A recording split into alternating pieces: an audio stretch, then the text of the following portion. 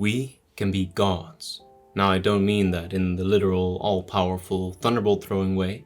I mean that in the most wonderful sense of the word.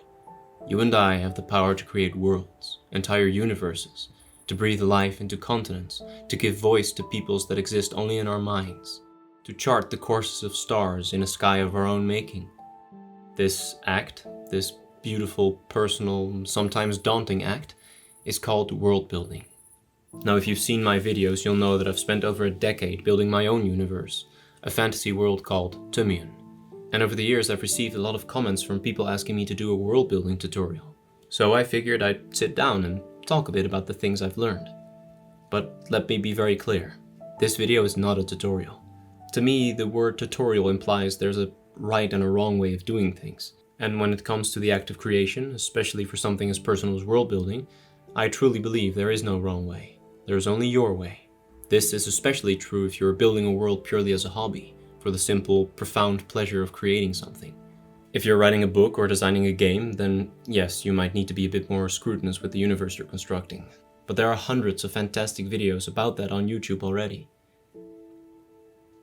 So instead of teaching you how to build an objectively good world, if such a thing even exists, I'm just gonna tell you how I built my world, and what I learned along the way, and how I try to keep world building fun and exciting, even after more than 10 years of doing it, providing at the very most some practical tips and pieces of advice, both for those of you who are just starting out, but also for those of you who have already been world building for some time.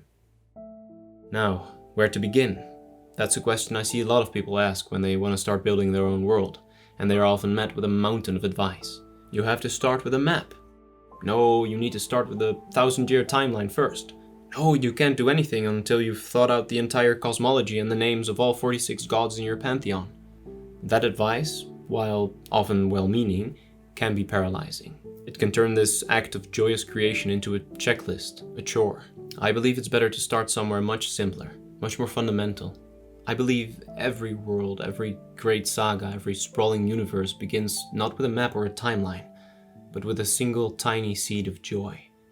What is the one thing that truly excites you? The one thing you keep coming back to? Is it dragons? Is it vampires? Is it dragon vampires? Is it an idea for a unique magic system? Is it a character, someone with an awesome story? Or a villain with a tragic past? Is it a city built within the skeleton of a giant creature? Or a people who carry their forest on their backs? If you're looking for a place to start, my advice is to always start with something you know you'll never get bored of. And it can be anything. It can even be another hobby or a moment in history or a piece of music that just never ceases to inspire you. Whatever that first hook may be, that is your starting point. That is your seed. Don't worry about the rest of the world yet. Just focus on that one thing that brings you the most joy. Because that seed, if you tend to it, will become the trunk of your world tree. All the other ideas, the histories, the languages, the politics, the pantheons, they are but branches that will eventually, naturally, grow from that strong central trunk. Try not to get bogged down in all the details you don't care about, because that is the fastest way to kill your motivation. If you love designing creatures, design creatures. If you love linguistics, create a language. If you love cartography, then make a map. The joy of the process is the fuel that will keep you going.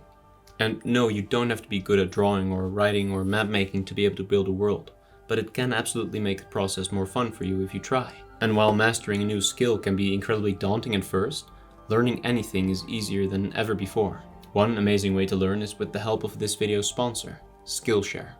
As an illustrator, I'm always looking for ways to push my work even further, because no matter how long you've been creating, there's always more to learn.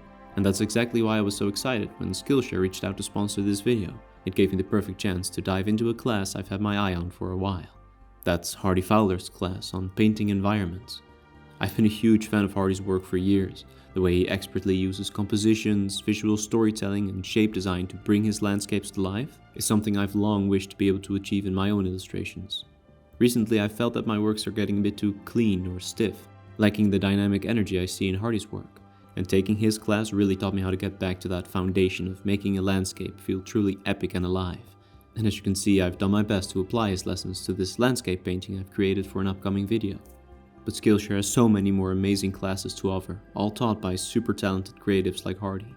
There are even classes that focus on world building and writing, but also things like photography, 3D modeling, or even making videos. So if you're looking to level up your own creative skills, I highly recommend joining, and the first 500 people to use my link in the description or scan the QR code will receive a 1-month free trial of Skillshare. Get started today. And a huge thank you to Skillshare for sponsoring this video and for being such a great resource for all creatives. Alright, let's get back to world building. Now, let's say you've successfully found your first idea for a world. Where do you go from there? How do you turn one idea, one map, or one story into a world? Whenever I'm feeling a bit lost or out of ideas, I like to ask myself 2 questions. What if? And why? These 2 questions have been responsible for the vast majority of all the lore I've ever come up with. And it's actually how I found the first seed that started my world. For years I had dozens of disconnected drawings and short stories. Dwarves here, mages there, a land of storms over there. Until I asked myself, what if they were all part of the same world? And what if that world was surrounded by gigantic cliffs that no one has ever been able to climb? The idea of the walls of the world was exactly the starting point I needed. The moment I drew a circle on a page and decided everything had to fit inside it, that was my seed of joy. It was the simple concept that finally gave all my other ideas a place to live. I loved and still love the idea of some grand unsolved mystery in a world. It's an idea I keep coming back to, and the enigmatic walls were the perfect way for me to stay hooked to this place in my mind, to keep exploring it further. And then it's time to start asking, why? You have your concept, your core idea, now interrogate it. Nobody knows what lies beyond the walls of the world. Why? Well, because no one has been able to reach the top and return to tell the tale. Why? Because they're too tall and hard to climb, and some believe there is a curse that prevents people from going up there. Why don't they just get on a dragon and fly up there? Well, the walls are so tall they rise above the breathable atmosphere, and the air is too thin for dragons to fly that high. Why not use a hot air balloon? Well, maybe people have tried that, but none of them ever return. Why? With every why you ask, you add a new branch to your world tree. A new layer of mystery, history, ecology, or culture. The more questions an idea inspires, the better that idea is, because they will allow your world to grow automatically, exponentially deeper, without you having to do much work at all. But this is often also where a new kind of challenge begins. It's the transition from one central idea to countless separate ideas living together in one world. Along that path there are a few common pitfalls, a few shadowy valleys that every world builder, myself included, has gotten lost in from time to time. The first, and perhaps the most common, is one I've talked about in the past. It's the great shadow of everything has been done before. You have a cool idea for a stoic mountain-dwelling race of master artisans, and a little voice in the back of your head whispers, "Dwarves?" You imagine a wise, ancient people living in a forest, and that same voice whispers, "Elves, how original." Of course, it's totally fine to ignore the voice and just go ahead with those ideas anyway, especially if you're just world building for you. I used to ignore the voice a lot when I had just started building Tumiun, because Tumiun started as the world for my D&D games, and the only people who got to see them were my friends, and they wanted to play as dwarves and they wanted to play as elves, so I included them. But then I started sharing Tumiun with other people, and I realized I wanted my ideas to feel more fresh and more inspiring, more exciting, and I came up with a couple of methods to make it easier for me to spice things up a bit. Originality is rarely about creating things entirely from scratch. More often than not, it's about finding exciting and fun ways to combine existing ideas. I keep a long list of notes containing everything I encounter that inspires me in one way or another, whether it be pieces of trivia about our world's history or places in the world, or something I encounter in a book or a game or a movie. All of those things, I write them down and I keep track of them. And then I try to combine items on that list in fun and exciting ways just to see what happens. Elves, but make them like living bonsai trees. That's the Ayuo. Dragons, but make them throat singers who can shape the weather with their songs. That's a Tumiun dragon. Dwarves, but make them albino, but make them symbiotic with fungus, and make their philosophy inspired by Hinduism. Don't worry, I'll definitely be sharing more about the mold beards of Tumiun in a future video, and you'll be able to read all about them in my upcoming world-building compendium, The Cartographer's Tome of Tumiun, a guide to the walled world. Click the link in the description to follow the upcoming Kickstarter campaign, and be notified when it goes live this autumn. The world of Avatar: The Last Airbender is often seen as one of the best worlds ever created, and sometimes I like to imagine that its creators also had a long list of things that inspired them and things they found exciting, and they just happened to throw them all together.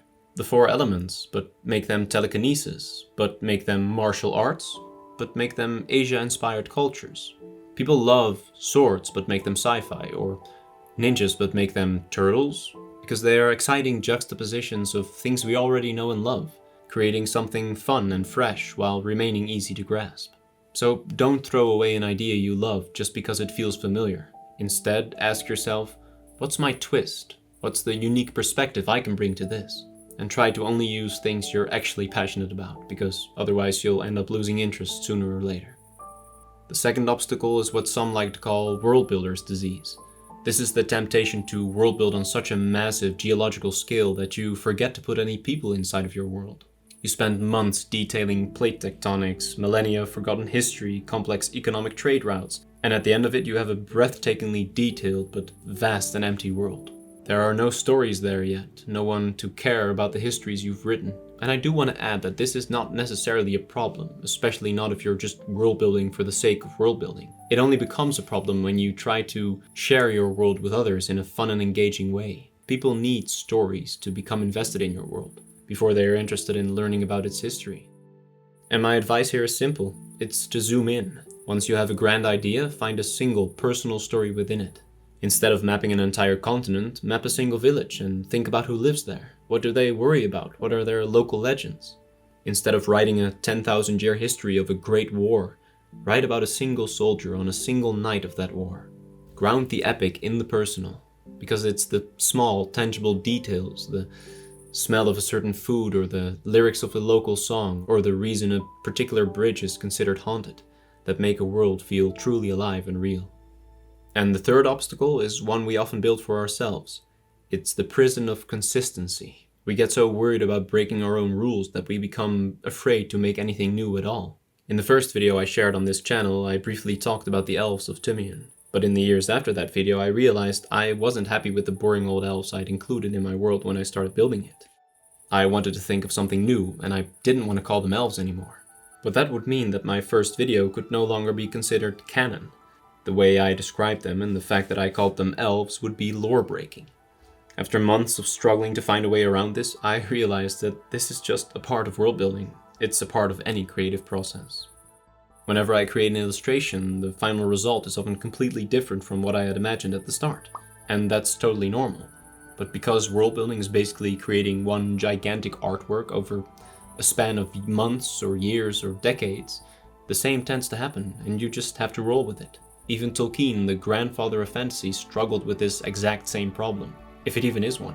His world changed dramatically from when he wrote The Hobbit to when he wrote The Lord of the Rings, and at the end of his life, he had changed his mind again about countless things in his works. But here's the secret.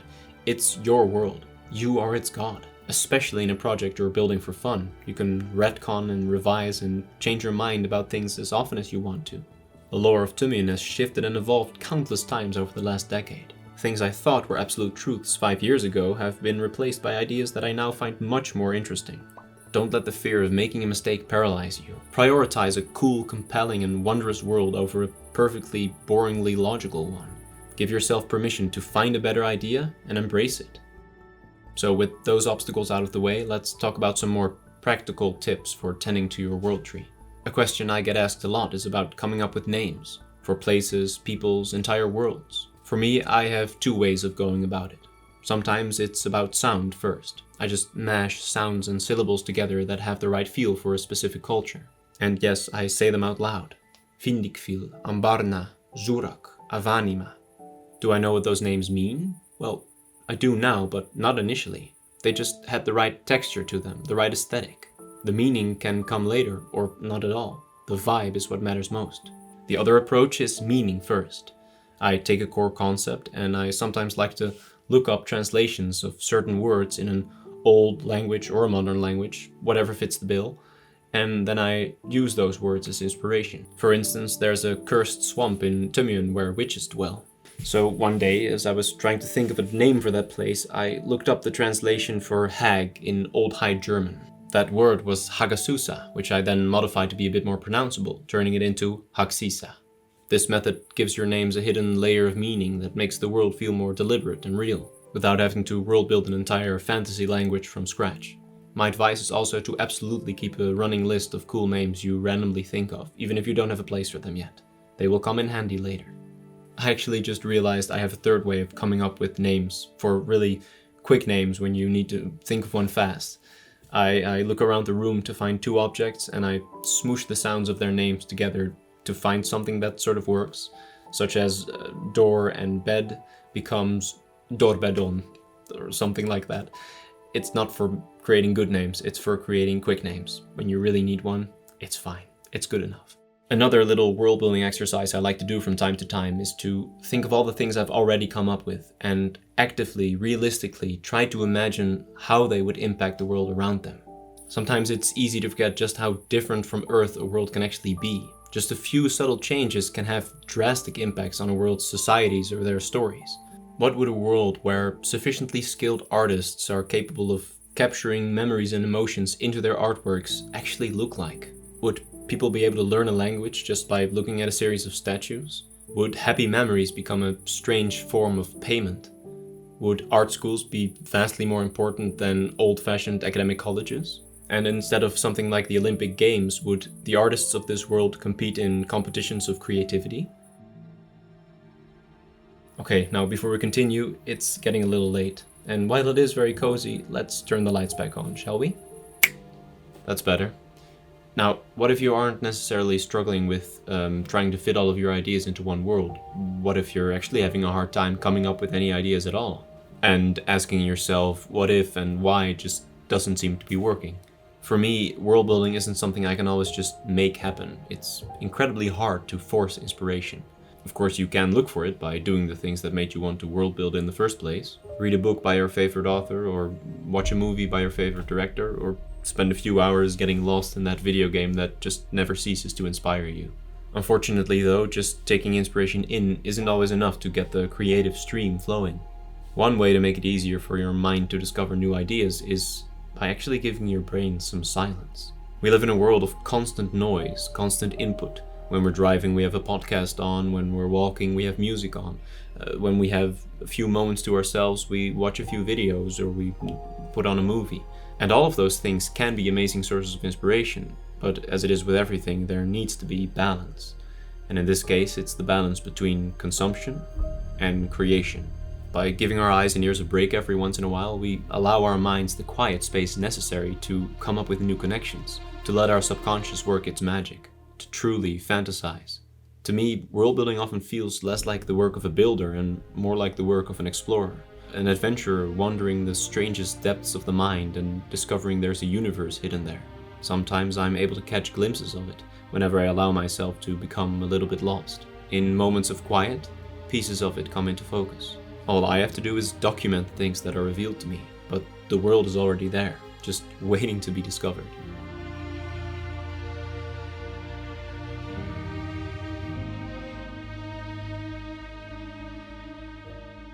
My advice to anyone who likes to create, whether that's world building or writing or something completely different, is to give yourself more of those moments to drift away on a daydream. Go for a walk, preferably in nature, and just stare at the clouds or listen to the trees for a while. Ask what if and why and see what your imagination can come up with.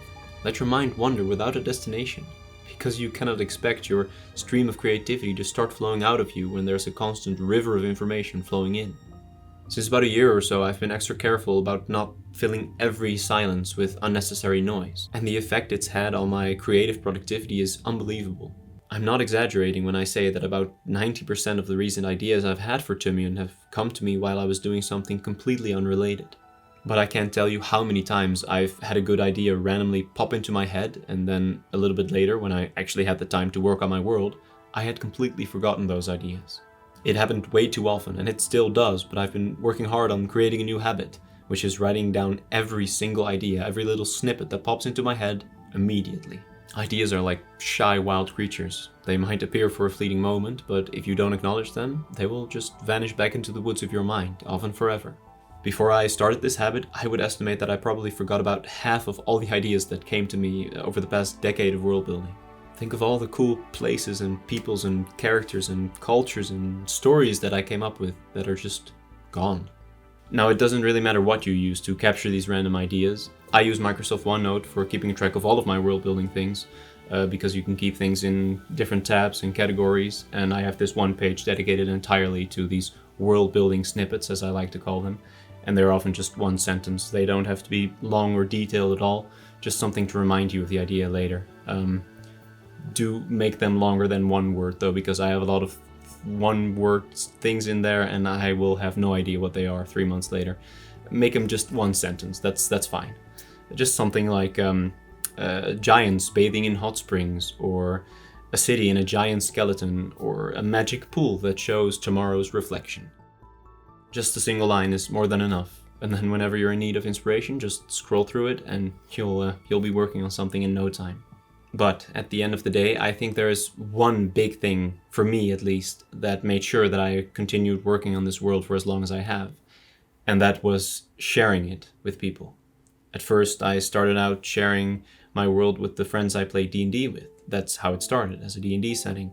And I loved coming up with cool lore and seeing their faces light up whenever I had this cool new character or an awesome place to describe. And then I also started posting on the Worldbuilding subreddit, something I would highly recommend to everyone, especially people who are just starting out. You can post your stories there, or your artworks, or your random bits of lore, and people might comment on it and say, hey, great work, keep it up. Or they might ask you a few questions, or give you a couple of ideas, and it just helps out tremendously in staying motivated and staying inspired to keep creating. And that's exactly why I want to ask all of the world builders watching right now to go down in the comments below and let me know a little bit about your world. Share an idea that you came up with that you're particularly proud of, and maybe others can comment on it, asking some questions, or maybe just letting you know how cool your ideas are. And please, don't worry about whether your ideas are good enough or not. Every idea is worth being shared, and every creator is worth being seen. Now, in the end, all of the things I've discussed in this video are just tools that happen to help me on my creative journey, and they might not necessarily help you. But I think it's important for every creative person to remember every once in a while why you started, for the joy of it, for the joy of creating something. Because how awesome is world building? You are the god of your own universe. You get to be the architect or the gardener, the historian or the cartographer. World building is such an incredibly unique form of art. It's not about finishing something. It's not about having this perfect, detailed, encyclopedic world at the end of it. It's about creating something every waking moment, every single day. Every daydream you have has this place to go to, a place where it can become more than just a daydream. It can become a world. So find your seed of joy, plant it, give it your attention, and before you know it, Oh, I didn't mean to do that. Sorry about that. Before you know it, your world has grown into a beautiful tree, years in the making. Don't be afraid to make mistakes, to prune a few branches every once in a while. But also just let it grow. Let it grow in strange and unexpected ways, just to see what incredible world blossoms from it. And now I just want to take a quick moment to thank everyone who has supported this channel in any way, by leaving amazing comments, or by supporting me on Patreon, becoming a YouTube member, or buying prints or shirts on my webshop. You have no idea just how much your help means to me. If you'd also like to help me make more videos, consider becoming a YouTube member for just $1 a month. That $1 helps out much more than you might know. And if you'd like to own a little piece of Tumiun, consider buying a print of the cartographer's map of the walled world, or any of my illustrations, on rickscreations.com. And if you want to help make my Tome of Tumiun a reality, be sure to give the upcoming Kickstarter campaign a follow. Link is in the description. And if you don't have a lot to spare, which I completely understand, you can still help out by leaving a like or a comment, or subscribing to this channel if you haven't already. Thank you everyone for joining me on this little philosophical rant today. I hope it's been helpful in some kind of way. And as always, happy world building.